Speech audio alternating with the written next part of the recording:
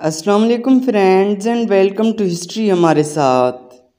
दोस्तों, तकरीबन तमाम मुल्क पर दोबारा अंग्रेज़ी तसल्लुत कायम हो चुका था और इनकलाबी सरदारों को अपनी फतह की कोई उम्मीद बाकी न थी, लेकिन उनके अज़्म व इस्तक़लाल में ज़रा सा भी फ़र्क न आया। तात्या टोपे झांसी की शिकस्त के बाद साफ बचकर निकल गया और पीसीपी यानी वस्ती हिंद के जंगलात में बागियाना सरगर्मियाँ शुरू कर दीं। इसके अलावा नवाब अली बहादुर खान, राव साहब और शहज़ादा फिरोज़ शाह बराबर अंग्रेज़ी फ़ौजों को हैरान और परेशान किए हुए थे। शहज़ादा इससे पहले रियासत धार, महदपुर, गोरिया और दूसरे मकामात पर बगावत को मुनज़्ज़म कर चुका था। उसने मुतअद्दिद बार अंग्रेज़ी फ़ौजों से दलेराना जंग की और हर बार साफ बचकर निकल गया। नवाब बांदा जो झांसी वगैरह की जंगों में शरीक हुए थे, अब तात्या टोपे और राव साहब के हमराह थे। उधर ओध में बगावत के शोले अभी सर्द ना हुए थे कि बागियों ने राजा नेपाल को वतन का हमदर्द समझकर गोरखा दरबार में अपने सफ़ीरों के ज़रिए इमदाद हासिल करने की नाकाम कोशिश शुरू कर दी थी। दोस्तों, इनकलाबी रहनुमाओं ने, जिनमें तात्या टोपे, राव साहब और नवाब बांदा शामिल थे, अब नई फ़ौज मुनज़्ज़म करके गोरिल्ला तरीके से जंग का फ़ैसला किया। पहले उन्होंने भरतपुर की तरफ आने का इरादा किया, मगर ये मालूम होने पर कि वहाँ ज़बरदस्त अंग्रेज़ी फ़ौजें मौजूद हैं, जयपुर का रुख किया। जयपुर के दरबार में तात्या टोपे के खुफिया आदमी मौजूद थे, जिनसे ख़त्तो किताबत भी हो रही थी। अंग्रेज़ों ने उन बागी सरदारों के आने की इत्तला पाकर नसीराबाद से फ़ौज रवाना कर दी। ये देखकर इनकलाबी रहनुमा दक्कन की तरफ चले गए। कर्नल हुम और उसकी फ़ौज ने पीछा किया, मगर वो अचानक टोंक में दाखिल हो गए। नवाब टोंक महफूज मकाम पर पनाह गुज़ी हो गया और उसकी फ़ौज बागियों से मिल गई। ये नई फ़ौज लेकर इनकलाबी रहनुमा दक्कन की तरफ बढ़ने लगे और इंदूरगढ़ में क़याम किया। अंग्रेज़ी फ़ौजें उनको घेरती हुई बढ़ रही थीं और आगे चैम्बल नदी थी, इसलिए वो बौंदी की तरफ चले गए। उसके बाद नीमच और नसीराबाद आकर भीलवाद नामी गांव में कैंप लगाया।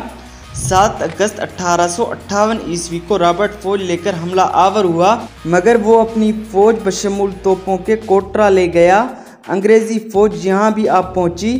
14 अगस्त 1858 ईस्वी को तसादुम हुआ और इनकलाबी फ़ौजों की पसपाई के बाद तात्या टोपे दरिया चैम्बल की तरफ निकल गया। दुश्मन की फ़ौजें चैम्बल पर भी पहुंच चुकी थीं, जिनका तात्या और उसके साथियों ने दलेरी से मुकाबला किया और उनको चीरते फाड़ते जलरापटन पहुँचे, जहाँ से एक ताज़ा दम फ़ौज उनके साथ हो गई। तोपें, आदमी, रुपया सब कुछ मिल गया।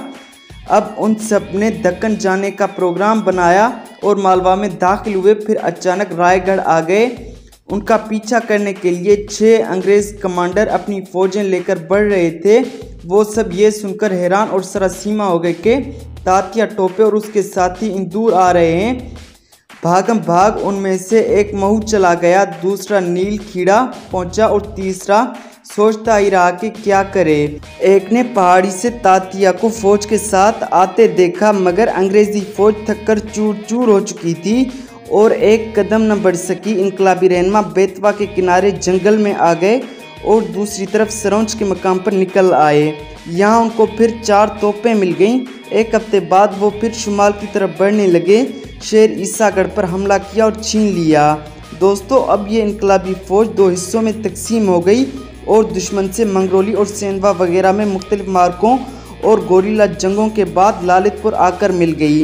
अंग्रेज़ी फ़ौजें उनको चारों तरफ से घेर आ रही थीं। वो सब काजोरी आ गए और यहाँ एक तसादुम के बाद बेतवा नदी पार करके जुनूब की तरफ चले गए। उन्होंने होशंगाबाद के करीब नरबंदा पार किया और नागपुर के नज़दीक पहुँचे।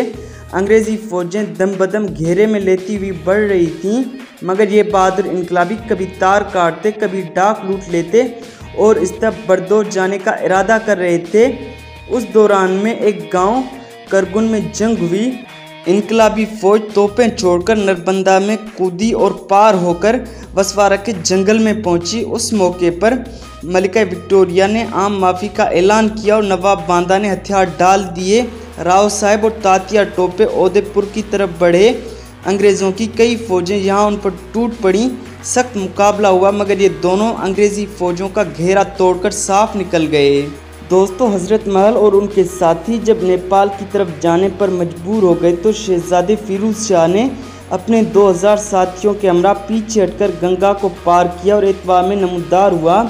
अंग्रेज़ ब्रिगेडियर जनरल और उनकी ज़बरदस्त फौजें भी शहजादे को रोकने या गिरफ्तार करने में नाकाम रहीं।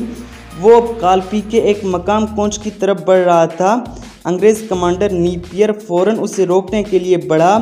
रानूत पर अचानक तसादम हुआ क्योंकि दोनों एक दूसरे की नकलो हरकत से बेखबर थे।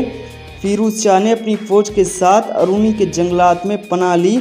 यहाँ भी कैप्टन राइस ने उसका पीछा किया और वो यहाँ से निकलकर आखिर दिसंबर 1858 ईस्वी में तात्या टोपे और राव साहिब से जा मिला। दोस्तों, उम्मीद है आज की किस्त आपको पसंद आई होगी। अगर ये किस्त आपको पसंद आई हो तो वीडियो को लाइक और शेयर कर दें और चैनल को सब्सक्राइब कर दें ताकि आने वाली हर किस्त का नोटिफिकेशन आपको बआसानी मिलता रहे। मिलते हैं अगली किस्त में, तब तक अपना बहुत ज़्यादा ख्याल रखिए। अल्लाह हाफिज़।